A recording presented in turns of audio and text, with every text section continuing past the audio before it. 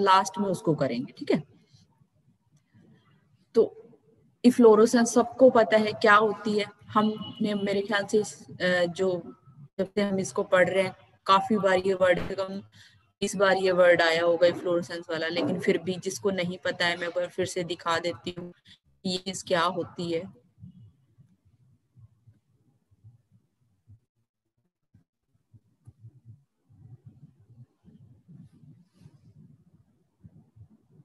करो नेटवर्क की वजह से खुल नहीं रहा।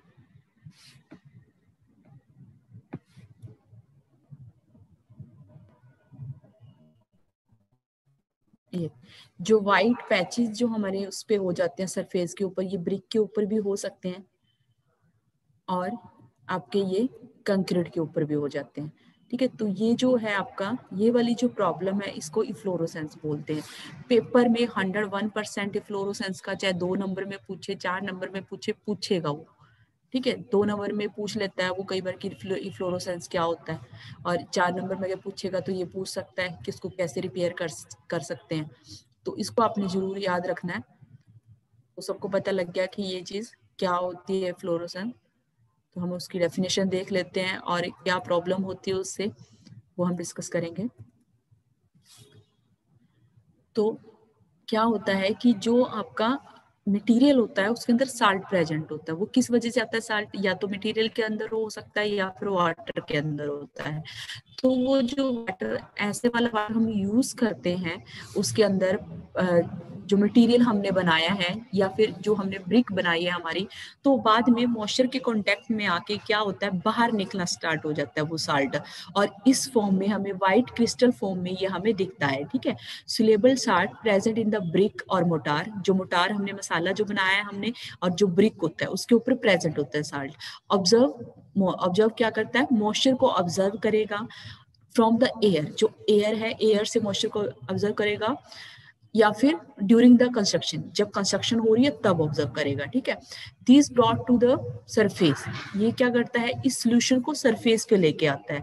When the newly constructed wall is dry out, जब नया जो कंस्ट्रक्शन होता है ना ये कि नया जो हमने अभी बनाया है ना उसके उस सरफेस पे भी ये दिखता है।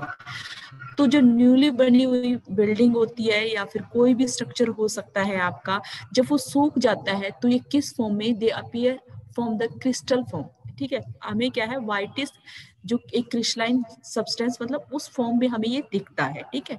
This crystal substance either flake of मतलब पपड़ी बन के उतर भी जाता है ये, और is reduce to the powder which can be brush out, और जो पाउडर फॉर्म में होता है उसको हम रिड्यूस कर सकते हैं ब्रश से वो करके, ब्रश से रगड़ के। इट इफेक्ट द, और कब इफेक्ट पड़ेगा, या तो जो प्लास्टर है वो क्रम्बल होने लगने उतरने लग जाएगा, या फिर हम पेंट करना चाह रहे हैं सरफेस पे, क्योंकि हम ये दोनों पे आ रहा है, ब्रिक पे भी आ रहा है आपका और जो आपने प्लास्टर कर रखा है उस पे भी आ रहा है। तो प्लास्टर क्रम्बल होकर उतरेगा और जब हम उस पे ऊपर पेंट करेंगे तो वो पेंट टिकेगा नहीं। आज तो बड़े बच्चे आ रहे हैं, क्या बात है।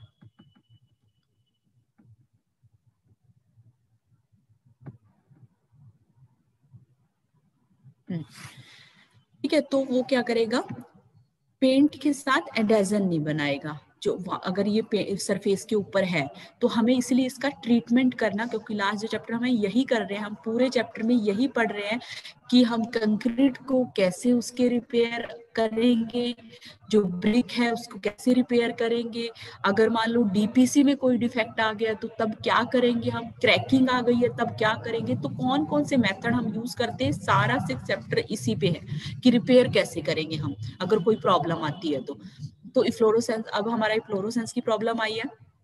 यहाँ तक मैं दोबारा रिपीट कर रही हूँ, क्या कह रहा है ये कि जो आपका ब्रिक होता है या तो जो आपकी ईंट होएगी उसमें साल्ट प्रेजेंट होता है, या जो हमने मसाला बनाया मोटार वो क्या करता है उसके अंदर साल्ट प्रेजेंट होता है, और वो क्या करता है मॉइस्चर को ऑब्जर्व करता है, ठीक है। ऑब्जर्व कर लिया उसने मॉइस्चर को, और फिर जिस मॉइस्चर को उसने ऑब्जर्व किया बाद में ट्रांसपोर्टेशन फोर्स के जरिए वो क्या होता है बाहर की साइड आना स्टार्ट हो जाता है, व्हाइट पैच दिखने स्टार्ट हो जाते हैं सरफेस के ऊपर, और ये व्हाइट क्रिस्टल सब्सटेंस ऐसे दिखते हैं। कब दिखते हैं ये नई बनी हुई बिल्डिंग पे दिखते हैं ये, जब क्या है वो सूख जाती है, ड्राई आउट होती है, ठीक है। तो ये कई बार तो क्या है कि पपड़ी बन के अपने आप उतर जाता है। और कई बार इस पाउडर को रिड्यूस करने के लिए हम क्या करते हैं, ब्रश से उसको रगड़ देते हैं। लेकिन क्या है, इसको अच्छे से वो करना, रिमूव करना बहुत जरूरी है। अगर नहीं करेंगे तो क्या होगा कि जो प्लास्टर है वो आपका क्रम्बल होना स्टार्ट हो जाएगा। वो ब्रिक के साथ प्लास्टर जब हम लगाने की कोशिश करेंगे वो तो चिपकेगा नहीं अच्छे से, ठीक है। तो पहले हमें ब्रिक से फ्लोरोसेंस को हटाना जरूरी है। और अगर कंक्रीट सरफेस पे है तो हमें कंक्रीट के सरफेस से जब हमने पेंट करना है तो उसको हटाना जरूरी है, उसके बाद ही हमें पेंट अप्लाई करना होता है। इतना लेट आ रहे हो, अभी ज्वाइन करवाती रहूंगी मैं तुम्हें, टाइम से आना चाहिए था, ठीक है। सेम यही चीज इसने ये बोला हुआ है यहाँ पे कि जब मॉइस्चर कांटेक्ट में आता है, जो साल्ट होते हैं, तो वो जो मोटार होता है उसमें एंटर कर जाता है और वो डिसॉल्व हो जाता है। बाद में ट्रांसपोर्टिंग फोर्स के जरिए वो क्या है, बाहर सरफेस पे दिखता है। ये सेम चीज उसने ऊपर वाली यहाँ पे रिपीट करी हुई है। तो और लास्ट में इसने डेफिनेशन दे रखी है, fluorescence is a formation of whitish crystal substance. क्या है, एक फॉर्म में दिखता है हमें, व्हाइट क्रिस्टल फॉर्म में हमें दिखेगा, that appear on the brick wall पे दिखता है ड्यू टू द साल्ट की वजह से, मैंने पहले बता दिया। और अगर सैंड में कुछ दिक्कत है जो हमने यूज किया है, और जो पानी हमने यूज किया उसमें दिक्कत है, मैंने बताया कि अगर उसके अंदर साल्ट है तो वो बाद में मॉइस्चर के साथ रिएक्शन करके बाहर की साइड दिखेगा, ठीक है। तो ये इसकी डेफिनेशन हो जाएगी। उसके बाद है कि क्या इफेक्ट पड़ेंगे फ्लोरोसेंस के उसके ऊपर, स्ट्रक्चर के ऊपर, जो हमारा बना हुआ बिल्डिंग जो बनी हुई है उसके ऊपर क्या इफेक्ट पड़ेगा। तो fluorescence is damp leading to various damage, dampness आ जाएगी उसके ऊपर, सरफेस के ऊपर मॉइस्चर दिखेगा। वो क्या करता है, अनहाइजेनिक कंडीशन तो हो ही जाएगी, हमें अच्छा नहीं लगेगा, सरफेस अच्छा नहीं है तो सीलन जब आती है तो हमेशा हमें अनहाइजेनिक कंडीशन हो जाती है। उसके बाद डीके मतलब वो खराब होना स्टार्ट हो जाएगा। लकड़ी में क्या है, आपका ड्राई रोट लग जाएगा, जो दीमक लगना स्टार्ट हो जाएगा। और जो ब्रिक है आपकी वो डिस्टिंग्रेट होना स्टार्ट होगी, मतलब मशीनरी, मतलब आपने ब्रिक वर्क कर रखा है या फिर आपका स्टोन वर्क कर रखा है, वो क्या होता है उसके बीच में से मोटार निकलना स्टार्ट हो जाएगा और वो अलग होना, सेपरेट होना स्टार्ट हो जाएगा। उसके बाद डैमेज टू द फर्नीचर है हमारा, वो खराब होना स्टार्ट हो जाएगा, चाहे दूसरा भी हो वो भी खराब होने लग जाता है। उसके बाद है आपका कि इंटरनल जो भी डेकोरेशन वगैरह पेंट कर रखा है वो भी खराब होएगा। आपका प्लास्टर है, क्रम्बल पपड़ी बन के उतरना स्टार्ट कर देगा जो आपका प्लास्टर है। तो ये सारी प्रॉब्लम जब आपका फ्लोरोसेंस आ जाएगी, वो व्हाइट पैचेज अगर आ जाते हैं तो ये सारी प्रॉब्लम होएंगी, अनहाइजेनिक कंडीशन हो जाएगी, डीके होगा, धीरे धीरे बिल्डिंग खराब होना, डिट्रिएशन और डीके की चीज है। उसके बाद वुड में ड्राई रोट हो जाएगा, मतलब दीमक लगना स्टार्ट हो जाएगा, वो खराब होना स्टार्ट हो जाएगी। उसके बाद जो आपका ब्रिक है, मशीनरी वर्क रखा है, उसमें क्या है सेपरेट होना स्टार्ट कर देगा वो, और फर्नीचर आपका खराब हो जाएगा। इंटरनल डेकोरेशन जो भी आपने डेकोरेट वगैरह की है, पेंट वगैरह किया है, या फिर आपने पुट्टी वगैरह जो भी करी है ऊपर, आपने जो फॉल सीलिंग वगैरह करी है, ये सारा क्या है खराब होना स्टार्ट हो जाएगा। उसके बाद जो प्लास्टर है वो आपका क्रम्बल होना, क्रम्बल का मतलब है पपड़ी बन के उतरना स्टार्ट कर जाएगा, या वो चूरा बन के निकल जाता है जो। अब हम कर क्या सकते हैं, ऐसे सोल्यूशन कर सकते हैं। तो फर्स्ट जो है आपका कि जो भी मटेरियल आप यूज करेंगे, ये क्या बोल रहा था ऊपर, इसने बोला था कि सैंड जो यूज करते हैं हम लोग या फिर पानी यूज करते हैं तो उसको टेस्ट करना है। Material include water should be tested for soluble salt, जो भी साल्ट उसके अंदर नहीं होना चाहिए। क्योंकि हमने ये हमेशा, तुमने सिटी में पढ़ा होगा कि जब हम मिक्सचर बनाते हैं तो जो सी का वाटर, समंदर का पानी होता है, उसको अवॉइड करते हैं क्योंकि उसके अंदर बहुत ज्यादा साल्ट होता है। तो हमने ध्यान देना है कि जब हम पानी यूज कर रहे हैं तो वो साल्ट वाला नहीं होना चाहिए, ठीक है। अब और अगर हमें सरफेस पे दिख रहा है ये salt, remove by the repeated washing, पानी के साथ हमें बार बार पानी के साथ उसको धोना है, और बाद में ब्रशिंग करनी है मशीनरी, जो आपका सरफेस है, ब्रिक मशीनरी है या आपकी स्टोन मशीनरी है, उस सरफेस पे क्या करना है, ब्रश करना है। एक तो पहले तो हमने ये ध्यान रखना है कि पानी आपका क्या है, साल्ट वाला नहीं होना चाहिए। दूसरा, अगर आ रहा है सरफेस के ऊपर साल्ट तो हमने पानी से बार बार उसको वॉश करके रिमूव करना है। है और बाद में ब्रश के साथ साफ करना है। उसके बाद अगर हमें ये पैचेस दिख रहे हैं तो हम क्या कर सकते हैं, जो करनी है उससे भी इसको उतार देते हैं और एक लेयर लगा देते हैं किसकी, स्लैक्ड लाइम की। स्लैक्ड लाइम की कितनी, 6 mm की एक लेयर बिछा देते हैं, स्टिफ लेयर उसके ऊपर बिछा देंगे। बाद में जब वो सूख जाएगा, ड्राई हो जाएगा, तो उसको ब्रश के साथ क्या कर देंगे, रिमूव कर देंगे। ठीक है, दूसरा मेथड ये है। पहले वाला हम मटेरियल का ध्यान रखें, ब्रश के साथ उसको साफ कर सकते हैं, पानी के साथ उसको साफ कर सकते हैं। दूसरा कि करनी के साथ हम लोग क्या कर सकते हैं, उसके ऊपर स्लैक्ड लाइम की पैचेस साफ करें, उसके बाद स्लैक्ड लाइम की 6 mm थिक की उसके ऊपर लेयर बिछा दें और जब वो ड्राई हो जाएगी तो उसको रिमूव कर देंगे। उसके बाद नेक्स्ट जो है क्या है, जिंक सल्फेट हम यूज कर सकते हैं जो पानी है उसको रिमूव करने के लिए। पानी में जिंक सल्फेट को मिलाएंगे, उस सोल्यूशन बना के हम सरफेस के ऊपर क्या करेंगे, अप्लाई करेंगे और बाद में उससे क्या है, ब्रश से उसको क्या कर, जब वो ड्राई हो जाएगा तो उससे क्या करेंगे, ब्रश कर देंगे सरफेस के ऊपर। ठीक, ब्रश से उसको साफ कर देंगे। ठीक है, तीसरा सोल्यूशन ये हो गया। उसके बाद क्या है कि एक पार्ट तो हम लोग क्या लेंगे, हाइड्रोक्लोरिक का लेंगे और सल्फ्यूरिक, या फिर हम सल्फ्यूरिक एसिड ले सकते हैं या हाइड्रोक्लोरिक एसिड ले सकते हैं। और 5 पार्ट उसमें क्या लेंगे, पानी लेंगे। उसको क्या है, अप्लाई करना।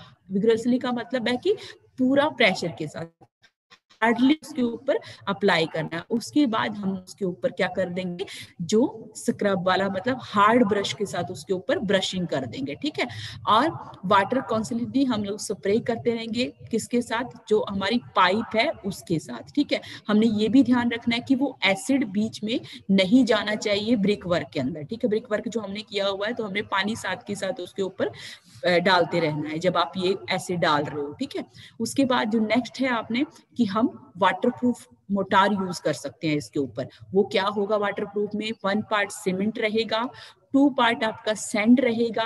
ठीक है, एंड उसके बाद आपका पानी रहेगा। ठीक है, और उसको मिक्स करके हम लोग क्या करेंगे, उस मोटार को उस सरफेस के ऊपर यूज करेंगे जहां पे हमें क्या दिख रहा है।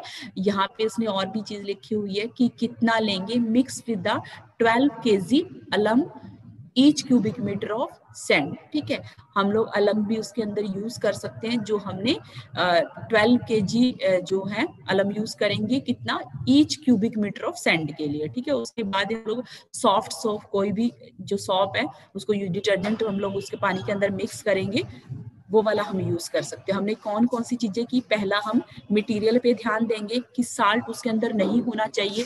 अगर सरफेस पे हमें साल्ट दिख रहा है तो हम पानी के साथ रिपीट करके उसको क्या धो देंगे और उसको ब्रश के साथ साफ कर देंगे। पहला सोल्यूशन तो हमारा ये हो गया। उसके बाद जो नेक्स्ट है, दूसरा क्या कह रहा है कि हम करनी के साथ उन पैचेस को क्या कर देंगे, हटा देंगे और स्लैक लाइन लेयर किसके ऊपर, सरफेस के ऊपर अप्लाई करेंगे और जब वो ड्राई हो जाएगी तो उसको क्या कर देंगे, रिमूव कर देंगे। उसके बाद नेक्स्ट जो है कि हम लोग क्या करेंगे, पानी के साथ जिंक सल्फेट को क्या करेंगे, यूज करेंगे, उसका एक सोल्यूशन बनाएंगे, सरफेस के ऊपर अप्लाई करेंगे, जब वो सूख जाएगा तो उसको क्या कर देंगे, ब्रश से हम लोग साफ कर देंगे। उसके बाद नेक्स्ट जो है 1 पार्ट हम हाइड्रोक्लोरिक लेंगे या सल्फ्यूरिक एसिड लेंगे, दोनों में से कोई एक ले सकते हैं। 5 पार्ट मतलब जितना हमने लिया है, 1 पार्ट हमने ये लिया है तो 5 पार्ट क्या लेना है, हमने पानी लेना है।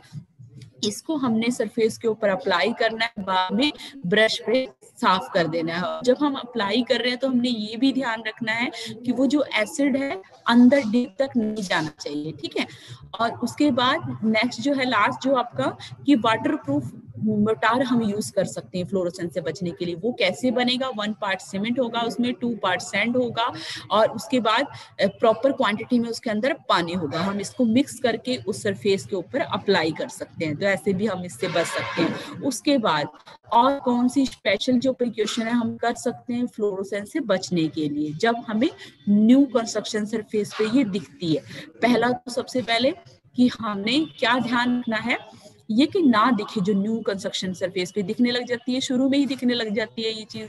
हमने क्या करना है, जब हम मटेरियल को स्टोर कर रहे हैं तो हमने ग्राउंड जो है नीचे कवरिंग देनी है, प्रोटेक्टिव कवरिंग देनी है। कोई भी जो सैंड वगैरह है उसके अंदर कोई भी कंटेमिनेट मतलब कोई भी पोल्यूटेड डर्ट या प्लांट का मैटर नहीं जाना चाहिए, क्योंकि कई बार ऐसा होता है कि नीचे रख देते हैं हम, उसके अंदर मिट्टी भी चली जाती है, जो आपका घास फूस है वो भी चली जाती है, तो वो नहीं जानी चाहिए। हमने क्या करना है, उसको अच्छी तरह से स्टोर करना है।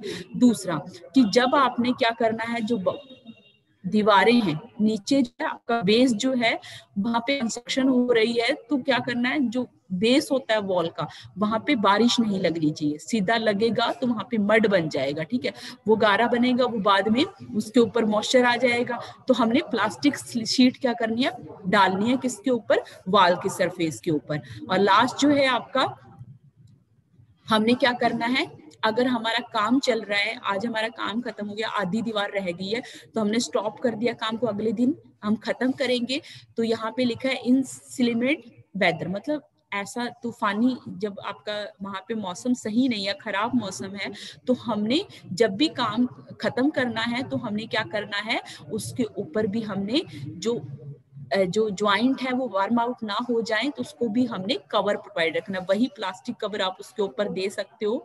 यहाँ हमने क्या पढ़ा, पहला कि हमने जो मटेरियल यूज करना है, जैसे लाइक आपका सैंड है, तो उसको क्या करना है, अच्छे से संभाल के रखना है, ठीक है, उसके अंदर डर्ट वगैरह, प्लांट जो पत्तियां वगैरह वो नहीं जानी चाहिए। दूसरा कि नीचे जो बेस है वहां पे हमने क्या करना है, कंस्ट्रक्शन चल रही है तो आपने ध्यान रखना है कि बारिश वगैरह का जैसे पानी अगर खड़ा हो रहा है तो आपने प्लास्टिक शीट वहां पे बिछानी है, ताकि वॉल के सरफेस के ऊपर पानी ना लगे।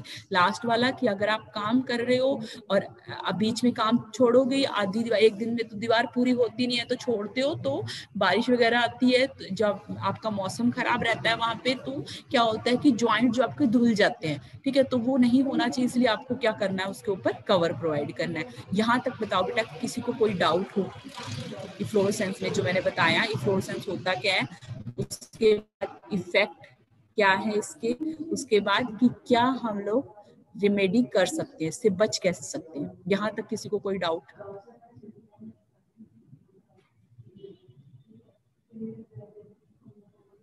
नहीं बोल रहे हो, मैं समझू कि ठीक है। तो उसके बाद नेक्स्ट है हमारा, ठीक है ठीक है, उसके बाद आपका क्या है, हम लोग, मैंने ज्वाइंट वाली वीडियो भेजी थी तुम्हें, तुम लोगों ने देखी? वो 2 वीडियो भेजी थी मैंने, नहीं देखी है तो फिर से देख लेना, ठीक है। ज्वाइंट जो है हमारे 3 टाइप के होते हैं mainly, expansion joint, contraction joint और है कंस्ट्रक्शन ज्वाइंट। कंस्ट्रक्शन ज्वाइंट क्या होता है आपका, कि जैसे आपने काम खत्म किया, आज आपने कोई स्लैब बनाई है तो अगले दिन दूसरी स्लैब बनाओगे, तो ऐसे तो है नहीं कि एक बार में पूरी स्लैब बना दोगे, ठीक है, जैसे रोड बनता है आपका, कहीं पे भी कुछ भी बनता है आपका, एक बार में पूरी कंस्ट्रक्शन नहीं होती, तो बीच में क्या बन जाता है, ज्वाइंट बन जाता है, तो वो जो ज्वाइंट बनता है वो कंस्ट्रक्शन ज्वाइंट होगा।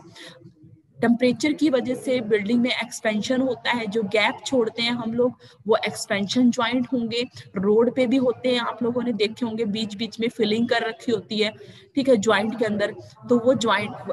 और कॉन्ट्रैक्शन ज्वाइंट क्या है कि कॉन्ट्रैक्शन आएगा उसके अंदर, ठीक है, लीकेज होएगी, उससे बचने के लिए हम लोग कॉन्ट्रैक्शन ज्वाइंट प्रोवाइड करते हैं। वो वीडियो देख लेना बेटा, उसमें बहुत अच्छे से बता रखा है कि कैसे वो करना है आपने। मैंने करवाया नहीं है, क्योंकि वो मैंने वो इसलिए भेजी थी कि हाईवे में भी सेम टॉपिक है, तो तुम उसको देख लोगे तो तुम्हें दोनों चीजें क्लियर हो जाएंगी। और ज्वाइंट वाला क्वेश्चन पूछता है वो, उसमें नहीं, इसमें दोनों में किसी ना किसी में तो मिल ही जाएगा वो क्वेश्चन तुम्हें। उसके बाद है कि वो जो ज्वाइंट हम बनाते हैं ना, तो वो खाली नहीं छोड़ते। मान लो हमने ये ऐसे करके, जैसे मान लो हमने यहाँ पे स्लैब बनाई है, जैसे आपका रोड बन रहा है या कहीं पे भी होता है आपका कंस्ट्रक्शन, तो बीच में ऐसे करके स्लैब बनी होती है,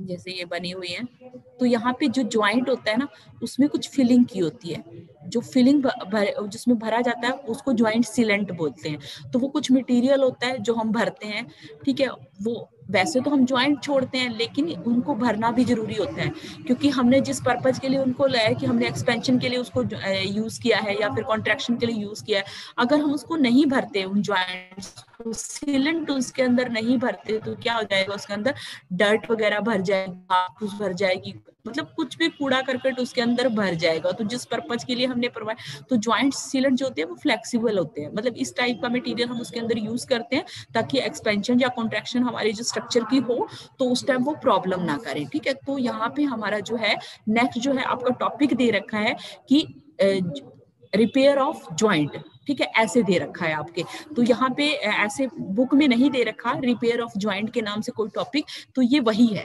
आपका लास्ट में। यहाँ पे तुम्हें समझ आ जाएगा आगे हम जब पढ़ेंगे कि ये जो उसी उन्हीं ज्वाइंट की बात कर रहा है। ठीक है, तो पढ़ लेते हैं। इसमें क्या है कि उन ज्वाइंट में हम सीलिंग करेंगे, लेकिन ये नए ज्वाइंट की सीलिंग नहीं कर रहे हैं, यहाँ हम रिपेयर के बारे में पढ़ रहे हैं। तो ऐसा है कि हमने उसके अंदर सीलिंग भरी है, जहां पे भी हम कोई ज्वाइंट करते हैं वहां पे हम जो फिलर भरते हैं वो कभी ना कभी तो खराब होगा।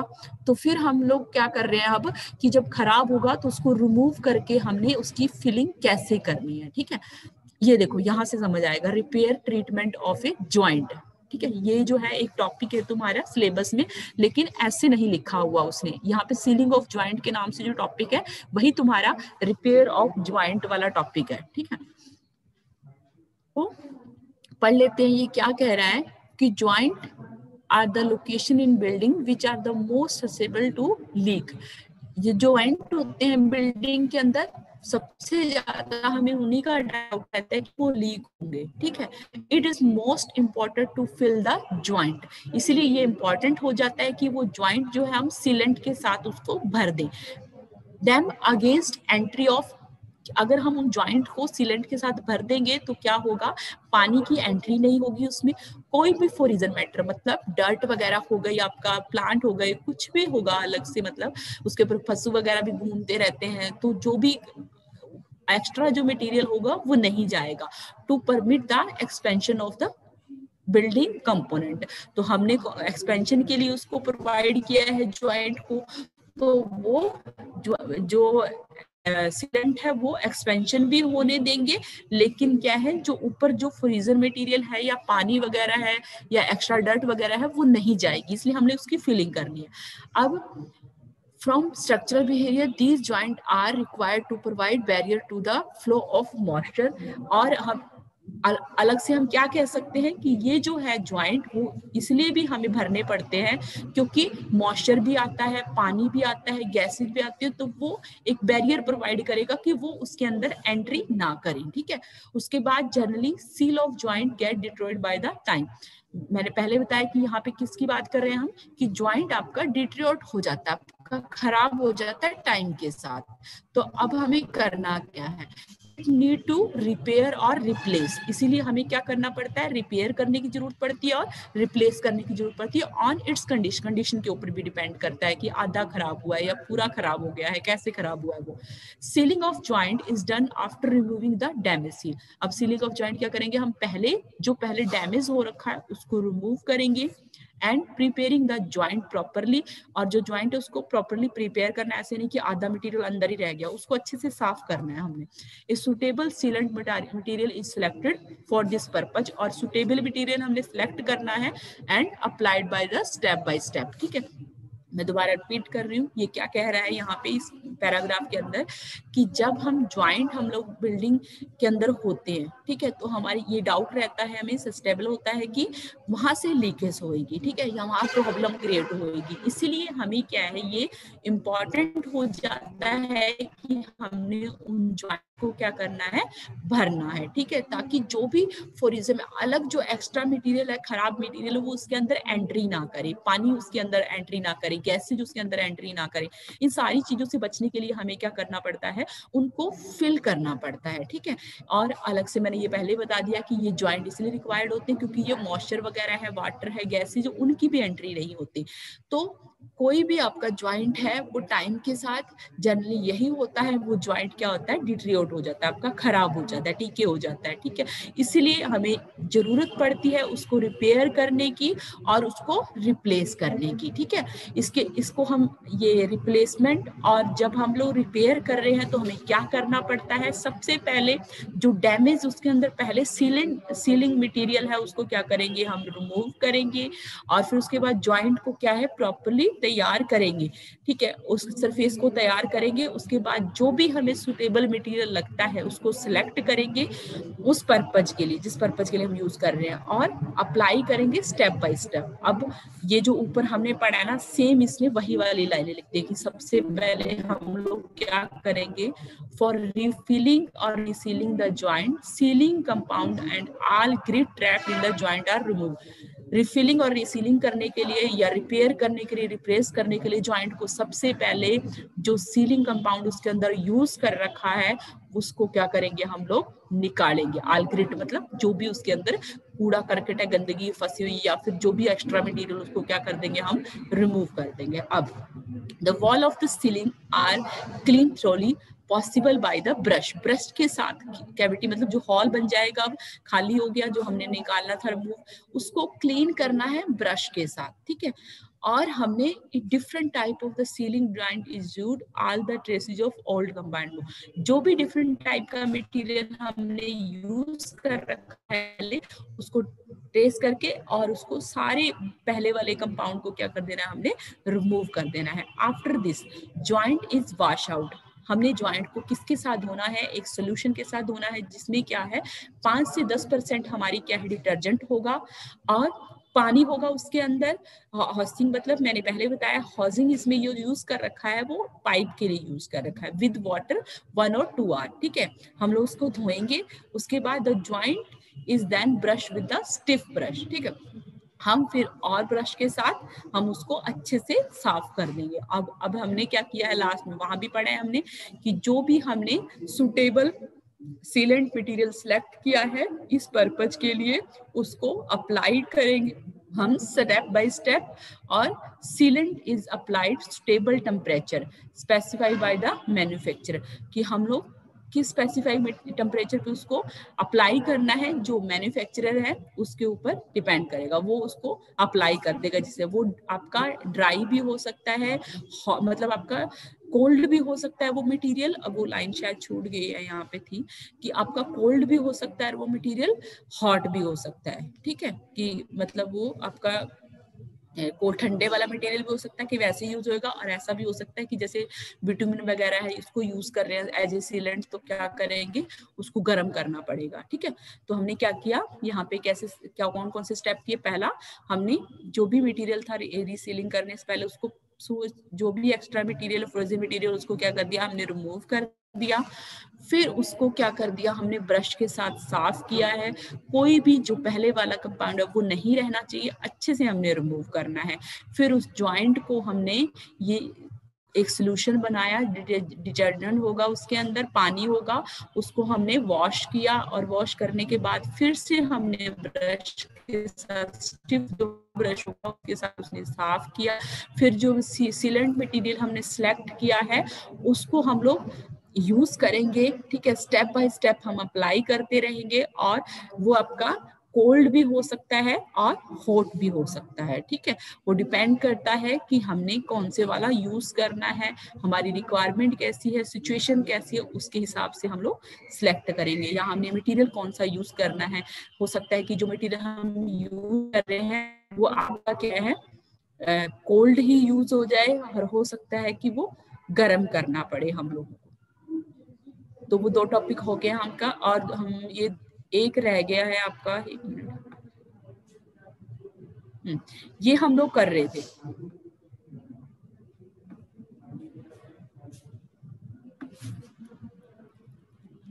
ये मैंने बताया था तुम लोगों को कि हम लोग डीपीसी को रिपेयर कर रहे थे, ठीक है।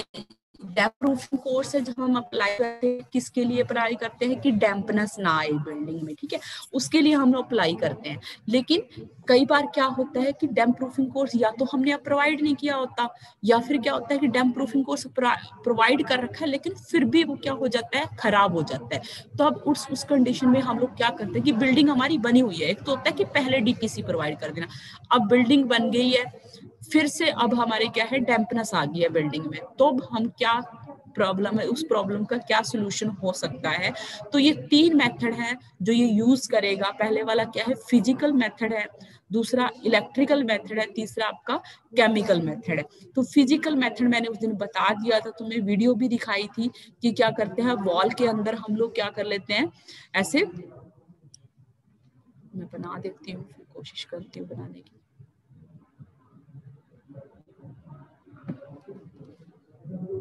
जैसे ये हमारी दीवार है,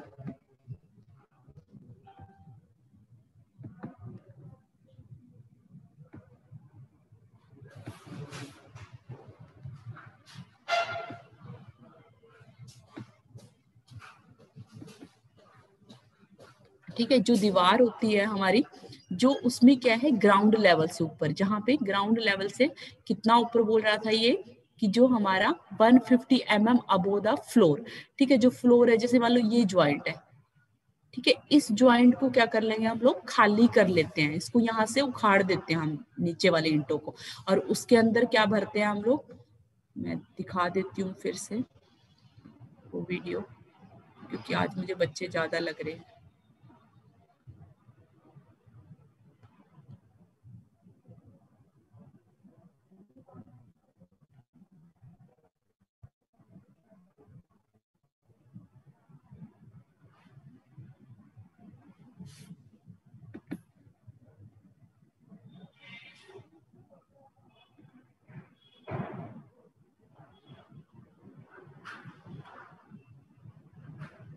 स्क्रीन पे शो हो रही है वीडियो? Yes ma'am. देखो, ये ग्राउंड लेवल से ऊपर की साइड क्या कर रहा है, यहाँ पे हॉल कर रहा है, ठीक है, ऐसे करके मशीन के साथ।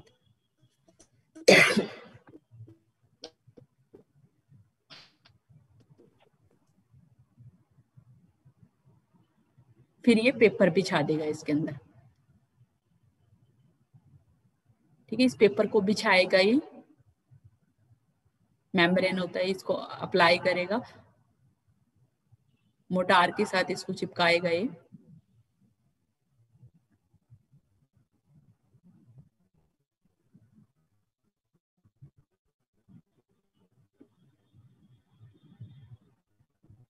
देखो अप्लाई कर दिया, मोटार लगा दिया, फिर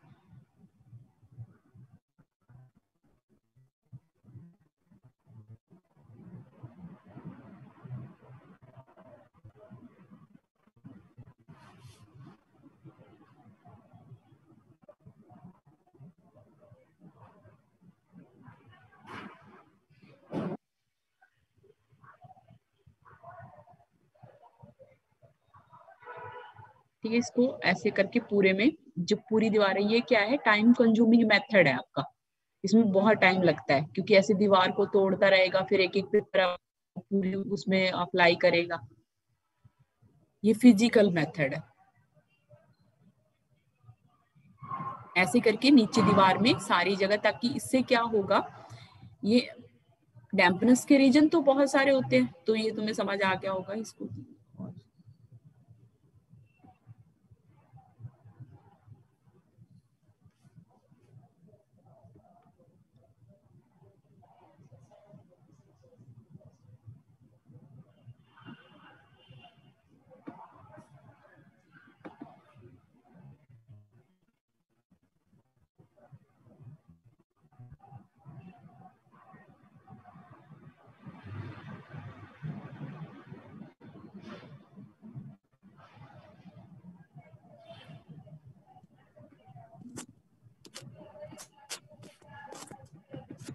स्क्रीन शो नहीं हो रही अभी, जाओ थोड़ा वेट करो।